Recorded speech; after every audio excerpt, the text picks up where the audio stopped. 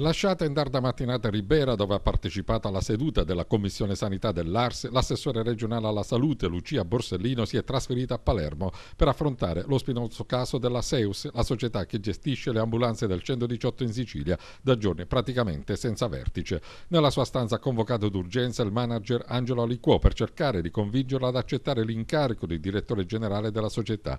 Proprio ieri è sfumata la sua nomina, proposta appena 2 settimane fa dal Consiglio di gestione dell'ente, ma Aliquò ha rinunciato non senza polemica. Mi hanno fatto una proposta irricevibile, sottolinea, un contratto da 1 anno con una decurtazione del 40% del compenso. È evidente che la politica vuole un altro seduto su quella poltrona al mio posto, attacca. Il riferimento è al Consiglio di sorveglianza dell'ente presieduto da Giulio Guagliano, capo di gabinetto dell'assessore all'economia Luca Bianchi, che ha chiesto un parere all'Avvocatura dello Stato sulla legittimità dell'incarico. Parere positivo arrivato ieri, ma il comitato ha rilanciato proponendo 1 anno di contratto anziché 3 come da delibera del governo e in più con una decurtazione del 40% dello stipendio, poco più di 3.000 euro al mese, condizioni che hanno indotto Angelo Aliquò a rifiutare l'incarico. Non per una questione di soldi, si affretta a precisare, ma non capisco, conclude, perché il taglio deve riguardare solo me e non altri. Un rifiuto che sta scatenando una levata di scudi inaspettata anche per lo stesso Aliquò, sponsorizzato dalla Borsellino, che non nasconde il suo rammarico per la vicenda.